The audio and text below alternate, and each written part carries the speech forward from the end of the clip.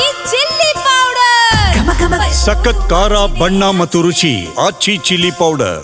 ಮೈಸೂರಿನ ಅರಮನೆಯ ಸನಿಹದಲ್ಲಿ ಈ ಹೀಲಿಯಂ ಸಿಲಿಂಡರ್ ಬ್ಲಾಸ್ಟ್ ಆಗಿತ್ತಲ್ಲ, ಈ ಪ್ರಕರಣಕ್ಕೆ ಸಂಬಂಧಪಟ್ಟಂತೆ ಈಗ FSL ವಿಚಾರಕ್ಕೆ ಸಂಬಂಧಪಟ್ಟಂತೆ ಒಂದಿಷ್ಟು ಮಾಹಿತಿಗಳು ಸಿಗ್ತಾ ಇದ್ದಾವೆ. ಹೀಲಿಯಂ ಗ್ಯಾಸ್ ಸಿಲಿಂಡರ್ ಒತ್ತಡದಿಂದ ಸ್ಫೋಟಗೊಳ್ಳುತ್ತೆ. ಅತಿಯಾದ ಶಾಖ ಬಿಸಿಲಿಗೂ ಕೂಡ ಸ್ಫೋಟವಾಗುವಂತಹ ಸಾಧ್ಯತೆ ಇರುತ್ತೆ. ವಿಧಿವಿಜ್ಞಾನ ತಜ್ಞರಾದಂತಹ BN ಫಣೀಂದ್ರ ಅವರು ಕೊಟ್ಟಂತಹ ಹೇಳಿಕೆ ಇದು ಕೆಮಿಕಲ್ ಬಾಂಬ್ ಅಲ್ಲ ಅಂಥೇಳಿ ಸ್ಪಷ್ಟನೆ ಕೊಡುವಂತಹ ಕೆಲಸವನ್ನು ಮಾಡಿದ್ದಾರೆ. ಆದರೆ ವ್ಯಕ್ತಿಯ ಹಿನ್ನೆಲೆ ಉದ್ದೇಶ ತುಂಬ ಮುಖ್ಯವಾಗುತ್ತೆ, ಅದನ್ನು ತಿಳಿದುಕೊಳ್ಳುವಂತಹ ಅಗತ್ಯತೆ ಇದೆ. NIA ತನಿಖೆಯಿಂದ ಸತ್ಯಾಸತ್ಯತೆ ಗೊತ್ತಾಗಲಿದೆ. ಪಬ್ಲಿಕ್ ಟಿವಿಗೆ ವಿಧಿವಿಜ್ಞಾನ ತಜ್ಞರಾದಂತಹ BN ಫಣೀಂದ್ರ ಅವರು ಕೊಟ್ಟಂತಹ ಹೇಳಿಕೆ ಈ ಮೂಲಕ ಇದೊಂದು ಕೆಮಿಕಲ್ ಬಾಂಬ್ ಅಲ್ಲ, ಅತಿಯಾದ ಶಾಖ ಬಿಸಿಲಿಗೂ ಕೂಡ ಸ್ಫೋಟವಾಗುವ ಸಾಧ್ಯತೆ ಇರುತ್ತೆ. ಆಕಸ್ಮಿಕವಾಗಿದ್ರೂ ಕೂಡ ಇದರ ಹಿಂದಿನ ಉದ್ದೇಶ ಗೊತ್ತಾಗಬೇಕಾಗುತ್ತೆ, ಆ ವ್ಯಕ್ತಿಯ ಉದ್ದೇಶ ಗೊತ್ತಾಗಬೇಕಾಗುತ್ತೆ, ಆ ವ್ಯಕ್ತಿಯ ಹಿನ್ನೆಲೆ ಮುಖ್ಯವಾಗುತ್ತೆ. ಅದನ್ನು ತನಿಖೆಯ ಮೂಲಕ ಈಗ ಕಂಡುಕೊಳ್ಬೇಕಿದೆ ಅಂಥೇಳಿ ವಿಧಿವಿಜ್ಞಾನ ತಜ್ಞರಾದಂತಹ ಫಣೀಂದ್ರ ಅವರು ಹೇಳಿಕೆ ಕೊಟ್ಟಿದ್ದಾರೆ. ಮೈಸೂರಿನಲ್ಲಿ ಸಂಭವಿಸಿದ ಹೀಲಿಯಂ ಗ್ಯಾಸ್ ಸಿಲಿಂಡರ್ ಸ್ಫೋಟ ನಾನಾ ಅನುಮಾನ ಚರ್ಚೆಗಳನ್ನು ಹುಟ್ಟುಹಾಕಿದೆ. ನಮ್ಮ ಜೊತೆ ಫಾರೆನ್ಸಿಕ್ ತಜ್ಞರಾಗಿರುವಂತಹ ಫಣೀಂದ್ರ ಅವರಿದ್ದಾರೆ, ಅವ್ರನ್ನ ಮಾತಾಡ್ಸೋಣ. ಸರ್, ಈಗ ಮೈಸೂರಿನಲ್ಲಿ ನಡೆದಂತಹ ಈ ಘಟನೆಯನ್ನು ತಾವು ಹೇಗೆ ವಿಶ್ಲೇಷಣೆಯನ್ನು ಮಾಡ್ತೀರಾ? ಅನುಮಾನಾಸ್ಪದನ ಅಥವಾ ಉದ್ದೇಶಪೂರ್ವಕನ, ಯಾವ ರೀತಿ, ಅಥವಾ ಆಕಸ್ಮಿಕ ಘಟನೆನ? ನೋಡಿ, ಹೀಲಿಯಂ ಗ್ಯಾಸ್ ಸಿಲಿಂಡರ್ ಅಂತ ಏನು ಅಲ್ಲಿ ಬ್ಲಾಸ್ಟ್ ಆಗಿದೆ ಹೇಳಲಾಗ್ತದೆ. ಇದರ ಒಂದು blast this is not considered as A chemical blast. This is a blast because of the pressure ಅಂತ ಲೆಕ್ಕ ತಗೋತೀವಿ ನಾವು. ಇದು ಅಂದರೆ ಇನ್ ಎನಿ ಎಕ್ಸ್ಪ್ಲೋಷನ್ ಅಲ್ಲಿ ಕೆಮಿಕಲ್ಸ್ ಇದ್ದರೆ ಅಥವಾ ಅದಕ್ಕಿರುವಂಥ ಪ್ರೆಷರ್ ಫ್ಯಾಕ್ಟ್ರಿ ಇತ್ತು ಅಂತ ಕೇಳಿದ್ರೆ ಅದಕ್ಕಾಗುವಂಥ ಡ್ಯಾಮೇಜಸ್ಗಳಿರ್ಬೋದು ಮತ್ತು ಅದರ ಉದ್ದೇಶಗಳಿರ್ಬೋದು, ನಾವು ಲೆಕ್ಕ ಮಾಡ್ತಾ ಹೋಗ್ಬೋದು. ಬಟ್ ಈ ಒಂದು ಪ್ರಕರಣದಲ್ಲಿ ಇದು ಹೀಲಿಯಂ ಗ್ಯಾಸ್ ಸಿಲಿಂಡ್ರು ಸ್ಫೋಟಕ ಆಗಿ ಆ ಒಂದು ಪ್ರೆಷರಿಂದ ಆಗಿರೋ ಡ್ಯಾಮೇಜ್ ಪ್ರಕಾರ ಏನು ರಿಪೋರ್ಟ್ ಆಗ್ತದೆ. So this is not something which can be directly said as intentional. Okay, ಆದರೆ ಯಾವ ವ್ಯಕ್ತಿ ಅದನ್ನ ಕ್ಯಾರಿ ಮಾಡ್ತಿದ್ದ, ಅವನ ಉದ್ದೇಶಗಳೇನಿತ್ತು, ಅದು that's a different thing. Forensic ಜೂಷನ್ ಹೇಳಬೇಕು ಅಂತ ಕೇಳಿದ್ರೆ, ಈ ಒಂದು ಸಿಲಿಂಡರ್ ಏನು ಕ್ಯಾರಿ ಮಾಡ್ತಿದ್ರು ಅದು ಎಕ್ಸ್ಪ್ಲೋಡ್ ಆಗಲಿಕ್ಕೆ ಅಥವಾ ಆ ಒಂದು ಬಸ್ಟ್ ಆಗಲಿಕ್ಕೆ 3-4 ಕಾರಣಗಳಿದೆ. ಕಾರಣ ಬಂದು because of the pressure factor. Pressure ಅಂತ ಕೇಳಿದ್ರೆ ಸಿಲಿಂಡರ್ ಎತ್ಕೊಂಡು ಹೋಗ್ತಾ ಇರ್ತಾರೆ, ಏಕಾಏಕಿ ಕೆಳಗೆ ಬಿದ್ದೋಗ್ಬಿಡೋದು. ಅದು ಈಗ ಸಡನ್ನಾಗಿ ಇಲ್ಲೊಂದು ಕಡೆ ಅದಕ್ಕೆ ಅದು ಸಿಲಿಂಡರ್ ವೆಯ್ಟ್ ಇರುತ್ತೆ, ಆ ವೆಯ್ಟು ಕೆಳಗೆ ಬಿದ್ದ ತಕ್ಷಣ ಅಷ್ಟೇ ಅಮೌಂಟಿನ ಫೋರ್ಸ್ ಜನರೇಟ್ ಆಗುತ್ತೆ ಅದಕ್ಕೆ. ಸೊ ಆ ಒಂದು ಪ್ರೆಷರ್ ಫ್ಯಾಕ್ಟ್ರಿಂದ ಕೂಡ ಎಕ್ಸ್ಪ್ಲೋಡ್ ಆಗಿರ್ಬೋದು. ಎರಡನೇ ವಿಚಾರ ಬಂದು ಬಿಕಾಸ್ ಆಫ್ ದ ಟೆಂಪರೇಚರ್. ಅದೇನಿವಾಗ ಹೀಲಿಯಂ ಸಿಲಿಂಡರ್ ತೊಗೊಂಡು ಹೋಗ್ತಿದ್ದಾರೆ, ಅದಕ್ಕೆ ಅದರ ಒಂದು ಎಕ್ಸ್ಟರ್ನಲ್ ಟೆಂಪ್ರೇಚರ್ ಏನಿದೆ ತುಂಬ ಹೀಟ್ ಆದಾಗ ಅದು ಎಕ್ಸ್ಪ್ಲೋಡ್ ಆಗೋ ಚಾನ್ಸಸ್ ಇದೆ. ಉದಾಹರಣೆಗೆ ನೋಡಿ, ನಾವು ನಮ್ಮ ಡಿಯೋಡೆಂಟ್ಗಳೆಲ್ಲ ಯೂಸ್ ಮಾಡ್ತೀವಲ್ಲ, ಆ ಡಿಯೋಡೆಂಟ್ ಬಾಟಲ್ಗಳನ್ನ ನೀವು ಸನ್ಲೈಟ್ಗೆ ಇಟ್ಬಿಟ್ರೆ ಅದು ಬರ್ಸ್ಟ್ ಆಗುತ್ತದು. ಬರ್ಸ್ಟ್ ಆಗಿ ಅದು it can cause severe damages just because of the external temperature. ಒಳಗಿರುವಂಥ ಗ್ಯಾಸ್ ಇರುತ್ತೆ, ಅದು ಎಕ್ಸ್ಪ್ಲೋಡ್ ಆಗುತ್ತದೆ. And here again it's not a chemical blast, ಆ ಪ್ರೆಷರ್ ಫ್ಯಾಕ್ಟ್ರಿಂದ ಬ್ಲಾಸ್ಟ್ ಆಗುವಂಥದ್ದು.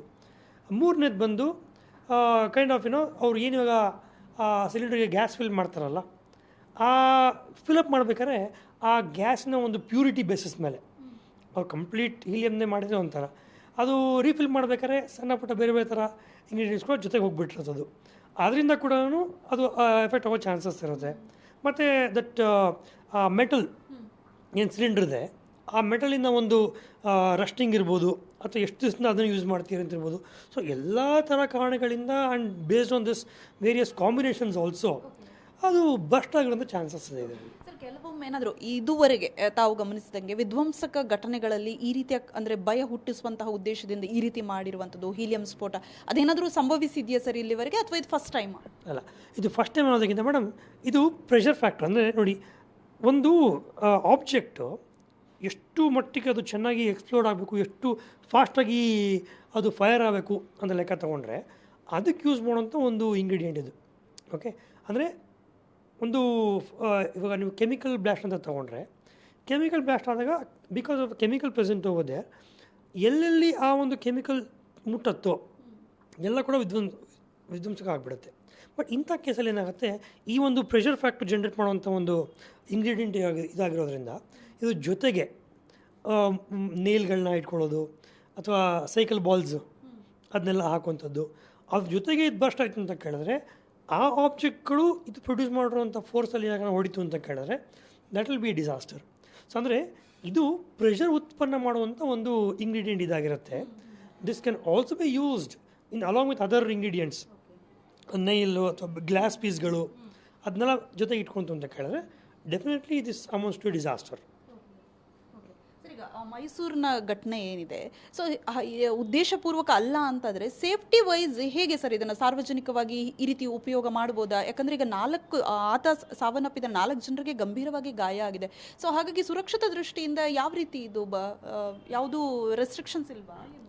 ನೋಡಿ, ಸುರಕ್ಷತೆ ಅಂತ ಬರಬೇಕು ಅಂತ ಕೇಳಿದ್ರೆ ನಮ್ಮ ದಿನನಿತ್ಯ ಎಷ್ಟೋ ವಿಚಾರಗಳನ್ನ ನಾವು ನೋಡ್ಕೊಂಡು ಸುಮ್ಮನೆ ಕೂತ್ಕೊಂಡಿರ್ತೀವಿ. ಒಂದು ಉದಾಹರಣೆ, ಈ ಅಪಾರ್ಟ್ ಫ್ರಮ್ ದಿಸ್ ಟಾಪಿಕ್, ಈ ನಮ್ಮ ಫುಡ್ ಸ್ಟ್ರೀಟ್ ಅಂತ ಕಡೆ ನೈಟ್ರೋಜನ್ ಹಾಕಿ ಕೊಡ್ತಾರೆ, ಅಂದರೆ ಬಾಯಲ್ಲೆಲ್ಲ ಹೊಗೆ ಬರುವಂಥದ್ದು. ಅದು ದೇಹಕ್ಕೆ ಖಂಡಿತವಾಗ್ಲೂ ಒಳ್ಳೆಯ ಒಂದು ವಸ್ತು ಅಲ್ವಲ್ಲ ಅದು.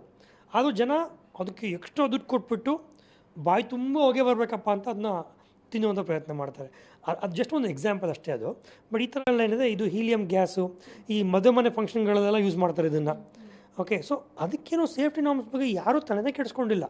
ಈ ಥರ ಒಂದು ಘಟನೆ ಆದಾಗ ಮಾತ್ರ ಒಂದು ಸ್ವಲ್ಪ ದಿನ ಟ್ರೆಂಡಿಂಗ್ ಆಗಿರೋ ಒಂದು ಸಮಯ ತನಕನೂ ಅದ್ರ ಬಗ್ಗೆ ಸೇಫ್ಟಿ ಪ್ರಿಕಾಷನ್ಸ್ ನೋಡ್ತಾ ಹೋಗ್ತಾರೆ.